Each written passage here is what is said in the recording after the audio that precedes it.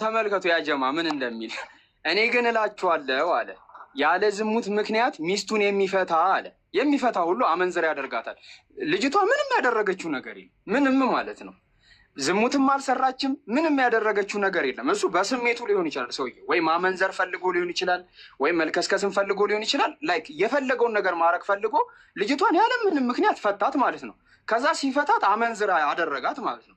ከዛ እቺ የተፈታችው ልጅ ደግሞ እንደገና አመንዝራ እንዳትሆን ባል ያጣች እንዳትሆን ከዛ ክርስትና ምን አስቀመጠባት? እንትን አስቀመጠባት። ሌላ እንዳታገባ ድንጋጌ አስቀመጠላት። ምንድን እሷን የሚያገባ ወንድ ያመነዝራል፣ አመንዝራ ይሆናል። እንግዲህ እቺ ልጅ ምንም ያደረገችው ነገር የለም። አላመነዘረች፣ ጥፋት አላጠፋች። አመንዝራ ቢሆን እሺ አመንዝራ አደረገች ይባላል። ግን እሷ ምንም ያደረገችው ነገር የለም። ምንም ማለት ነው። ምንም ሳታደርግ በቃ ባልየው እንደፈለገ በቃ ደብረው ሊሆን ይችላል። ወይ የሆነ ቀን እቤት ሲገባ ተዝረክ ሰላም አለይኩም። ወአለይኩም አሰላም እሰማለሁ። ኦኬ። የመሀላዊ ጥያቄው መሀላዊ ሰላም ብያለሁ። በነገራችን ላይ አስቸጋሪ ልጅም ብትሆንም እስቲ ልሞክር። እስቲ ዛሬ እድሌ ልሞክር። ሶስት ሰላም አለይኩም። የሙስሊም ሰላምታ ነው። ቶ እና ማስመሰሉን ወደ ነጥቡ ግባ እና እስልምና የጀመረው የዛሬ 1400 ዓመት ነው ብለሃል እና እስልምና ፋንዳሜንታል ቲቺንግ እና ሶሻል ቲቺንግ የሚባሉ ነገሮች አሉ። ማህበራዊ ትምህርቶች እና መሰረታዊ ትምህርቶች የሚባሉ ነገሮች አሉ። መሰረታዊ ትምህርቶቹ ከአደም ጀምሮ የነበሩ ናቸው። ማህበራዊ ትምህርቶቹ ግን እንደ ዲስፔንሴሽናሊ ሊቀያየር ይችላል። አሁን የጠየቀው ጥያቄ ዲስፔንሴሽናል ነው። ለምሳሌ ዘዳግም 25 ቁጥር 5 ላይ አውጣው እስኪ አንዴ።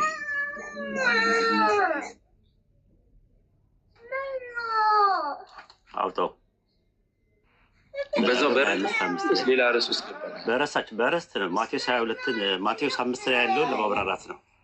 እሺ ግን ሳይርቅ አስተያየት ለመስጠት እኔ ሰላም አለይኩም የምለው ከትርጉም የተነሳ ነው እንጂ ለማስመሰል አይደለም። ትርጉሙ ያላ ሰላም ለአንተ ላይ ውረድ ማለት ነው። ገተታውን ተወው፣ ይህ ባህሪን አስተካክል። ወደ ፖይንቱ ላይ አይ ሰላም አለይኩም መብቴ እኮ ነው። ለእስልምና ማን ነው የሰጠው? ቶ ነው ሰላም ያላህ አትግባ እኮ ሰላም አለይኩም አትግባ በለኛ። እሺ ውረድ፣ አውርድ። አልፈለክም ማለት ውረድ። ለማውረድ ነው የመጣኸው? አየህ ልትመልስልኝ አይደለም። ሌላ ቦታ ወይ ሁሉ ጊዜ እንደዚህ ፖይንቱ ላይ በጣም አስቸጋሪ ነው። አሁን ለአምስተኛ ጊዜ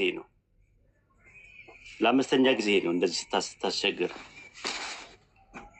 ወደ ፖይንቱ ላይ ብቻ አዋተኩር ስትባል ሌላ ነገር ታወራለህ። ለዛ ነው ከባድ ነው ከአንተ ጋር ማውራት። ለዛ ነው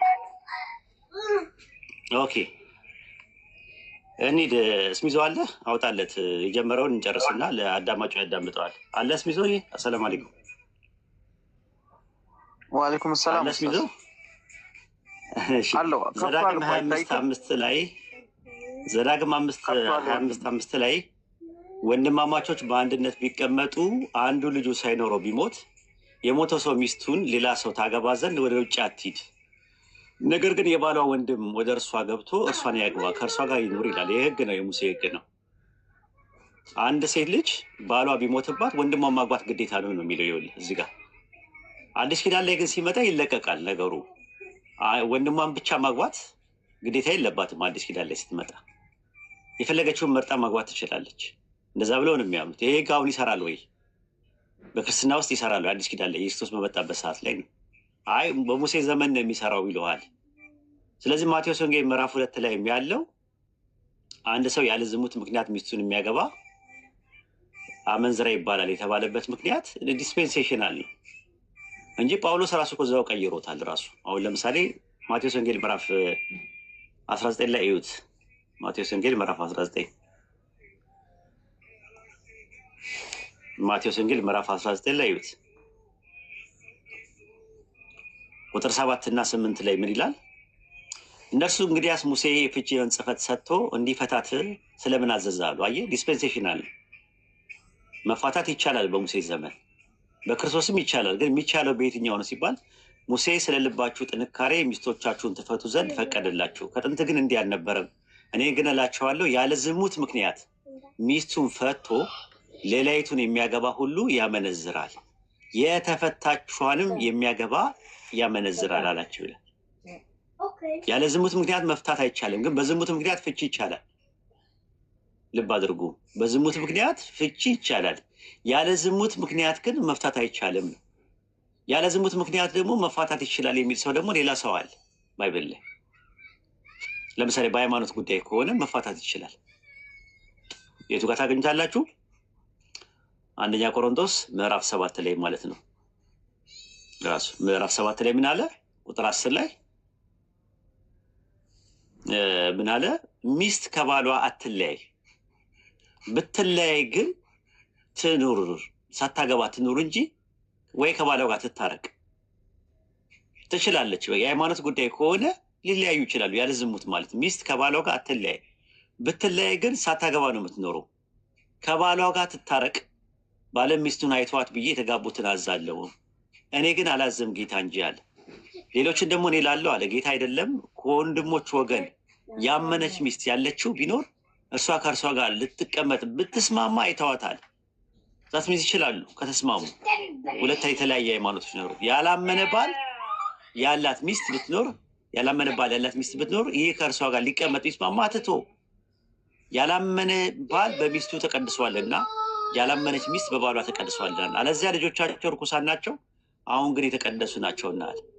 የማያምን ግን ቢለይ ይለያል። ወንድም ቢሆን ሴትም ቢሆን እንዲሁ የሚመስል ነገር አይገዙም። እግዚአብሔር ለሰላም በሰላም ጠርቶናልና። ስለዚህ አንድ ሰው አንቺ ሴት ባልሽን ታድኝ እንደሆነ ምን ታውቂያለሻል? ያላመነች ባሏ ፓጋን ቢሆን ያላመነ ቢሆን ከፈለገ መለያየት ካስፈለገ ይለያያሉ። ፍላጎት ግን ሌላ ሰው ማግባት አትችልም። ክርስቶስ ደግሞ ያለው ደግሞ ያለ ዝሙት ምክንያት ሚስቱን የሚፈታ አመንዝራ ብዬ ይናገራለዋል። ስለዚህ ይሄ ህግጋት ሶሻል ሎ የሚባለው ነገር ዲስፔንሴሽናል ነው፣ ዘመነ መግቦታዊ ነው። ሌላ ነቢይ ሲመጣ ሊቀየሩላ ይችላል። ስለዚህ ቁርአን ላይ ያለው የጋብቻ እንትኑ ፓኬጁ ጋብቻ የሚባለው ነገር ቢኖርም በጋብቻ ውስጥ ያለው ዝርዝርና አፈጻጸሙ ግን ከወንጌል ከሚባለው ከኦሪት ከሚባለው ይለያያል። ይሄን ነበር ልነግሮ የነበረው። ግልጽ ነው፣ ግልጽ ነው ጃቢር? አዎ ኡስታዝ ግልጽ ነው። እኔም ይሄንን ነበር ላነሳ የነበረው መጀመሪያ። ግልጽ ነው ኡስታዝ። አልፈለገም ልጁ አውቀው ገተታ የሚገባበት እንደዛ አይነት ባህሪ ያለው። አንድ ነጥብ ላይ ወጥራችሁ ስትይዙት የሆነ ነገር ያነሳና ወደዛ ሽፍት ሊያደርገው ይሞክራል። አሁን አሰላም አለይኩም ተወው የሙስሊም ሰላምታ ነው፣ ወደ ፖይንቱ ግባ አልኩት። ልክ መሀል ላይ ሲያዝ አሰላም አለይኩም ማለት እኮ ማነው የሙስሊም ያደረገው ምናምን አታስመስል አትበለኝ ምናምን ነገር ማለት ጀመረ ወዲያው። አዎ እንትን ኡስታዝ ምን አይነት ነጥብ እንዳነሳ ልንገርክማ። አዲስ አበባ ሸዋ ሜዳ የሚባል ቦታ አለና ባልና ሚስቶች እየኖሩ ሚስትየው ሁለቱንም ልጆቹን አቃጠለቻቸው ማለት ነው። የሰውየውን እንትን ናት የእንጀራ እናት ነገር ናት መሰለኝ ነው። ተጋብተው ነው የሚኖሩት ረጅም ጊዜ ኖረው። ቀንታ ነው አንድ ቀን ለሊት ሲወጣ ስራ ሙሉ ቤቱን ነው አንድ ላይ ያቃጠለቻቸው። እና በክርስትና ምንድን ነው ለዚህ ህግ ፍቺ ይፈቀዳሉ ስለው አይ አይፈቀድም አለ። እና ስለው ለአምላክ ይስጡትና ሰብር አድርገው ይኑሩ አለ። እንደዚህ አይነት ነገር የሰጠን ስንከራከር የነበረው ማለት ነው። ለአምላክ ሰጥተው ሰብር ያድርጉ የሚለው እኮ ቁርአን ነው። እሺ እነሱ ጋር መጽሐፍ ምንድን ነው የሚለው? ሁክሙ ከኪሱ ወጥቶ መመለስ እኮ አይቻልም። እንደዛ ይላል ወይ መጽሐፋቸው ላይ? ያኮ ምንድን ነው ዝም ብሎ የራስ መልስ ማለት ከኪስ ነው። መረጃ ምንድን ነው ጃቢር? ለዚህ ነገር ስትባል መሀል ላይ የሚባል ልጅ እኔ ቤት መጥቶ ነበረ። እሱ ሲመልስ ሰምቼው ነው ትላለህ ማለት ነው። ወደፊት ማስረጃ አይደል?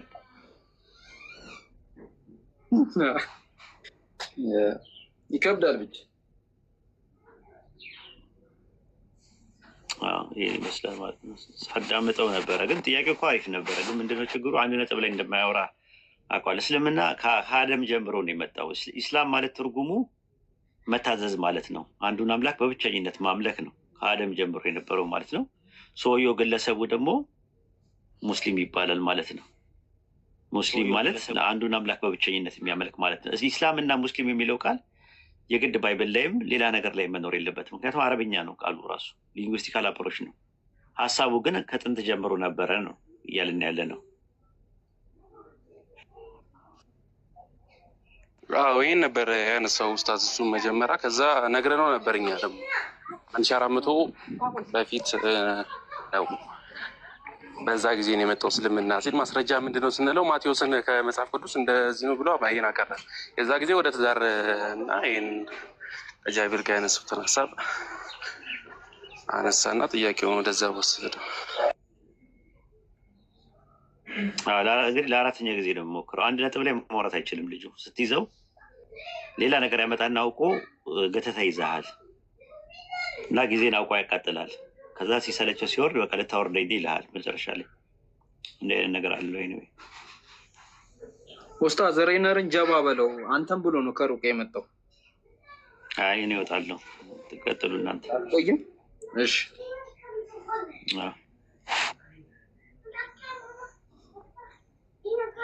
ሬነር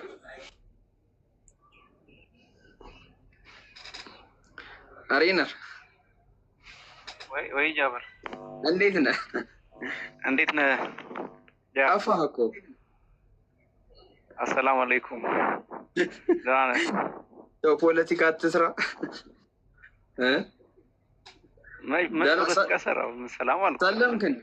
ሰለምክ እንዴ? ምን ካልሰለምክ ሰላም ማለት አችልም? አይ ሙስሊሞች ሰላምታ ነው ተባለ። ነገር ሊያመጣ ነው ጃቢሪ።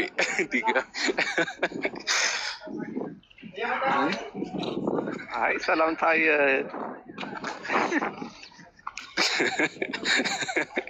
እየታየ ነው ከስር። አንዳንድ ሰው ወደ ላይ ነው ያይ ማለት ነው። እሺ እንዴት ነህ? ጥያቄ አለክ?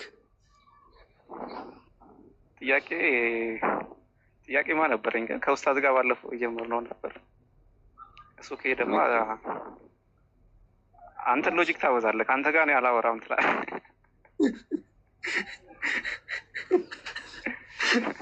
አሳዘንከኝ እኮ ባለፈው። ለምን አሳዝናለሁ? እውነት አንጀቴን ነው የበላከው። ማታ ማታ ራሱ አይኔ ላይ እየመጣክ አይደል? ቀን ስላል አይ ቀንም አይካለሁ እየተጫወትክ ስለማይክ ደህና መሆንን አረጋግጣለሁ። እና እስቲ ወይ ከስሚዝ ጋር ትቀጥላላችሁ። እስሚዞ እሺ፣ ስለ ሞት ነው ምናወራ። ሞት ተፈጥሯዊ ነው አለ ኡስታዝ ወይድ። ከዛ ካለ ስሚዝ እንደዛ ያምናል። በባይብል ሞት ተፈጥሯዊ ነው ብሎ ያምናል። እንዴት? ሞትማ ተፈጥሯዊ ነው።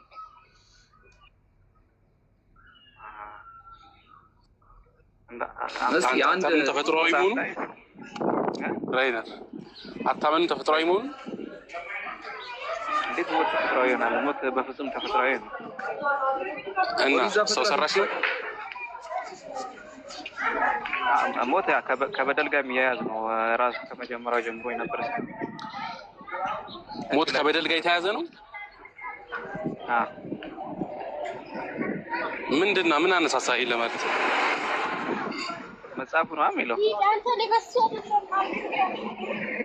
በደል ማለት ሞት አለ የተባለው አዳም እኮ ያልበደለ አይሞትም ነው እንዴ? ባይበደለ ለምን ይሞት ነበር ታዲያ?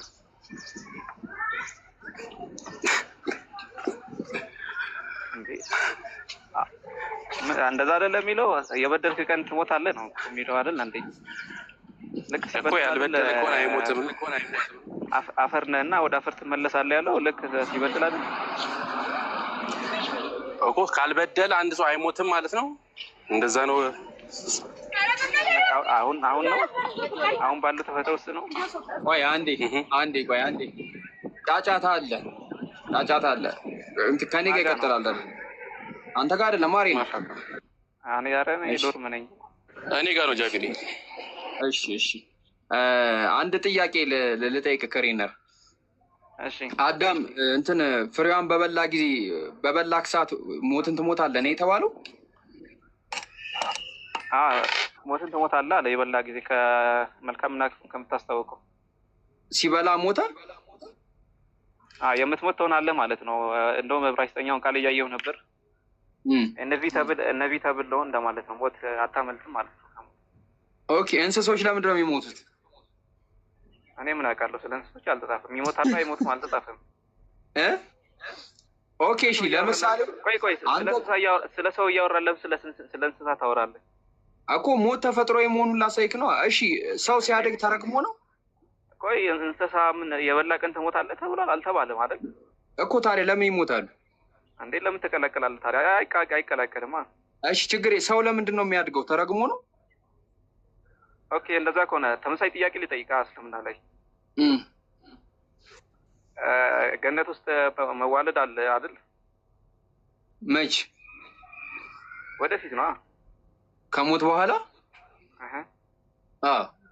ለፈለገ ልጅ ያ ልጅ ያድጋል ያ ልጅ ያድጋል ወይ ያ ልጅ የሚወለደው አይደለም። ቆይ ጀነት ውስጥ መዋለድ ያለ አይመስለኝም።